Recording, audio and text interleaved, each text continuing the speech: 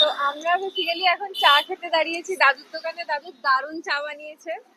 ঠিক আছে, এটা হচ্ছে মাটির উনুনের চা, মাটির ভাঁড়ে। ঠিক আছে, তো দারুণ বানিয়েছে। আমরা আছি এখন হচ্ছে দেওঘর থেকে 8 ঘন্টা ডিস্টেন্স। কি একটা জায়গার নাম বললো? কোথায় আছি আমরা এখন? कोথায় আছি আমরা এখন?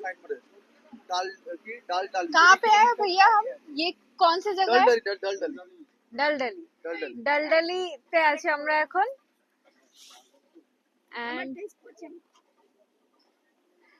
এন্ড এখান থেকে দেওঘর হচ্ছে 30 মিনিটস। আমরা টার্গেট রেখেছিলাম 12টায় পৌঁছাবো, বাট আর শরীর দিচ্ছিল না, ওই জন্য আমরা দুবার দাঁড়িয়েছি মাঝখানে।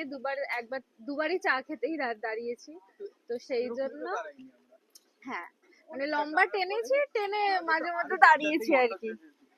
তো সেই জন্য আমাদের টাইম লেগে গেছে। এখন ভালো টাইমে এসেছি আমরা, মেকআপ ভালো করেছি।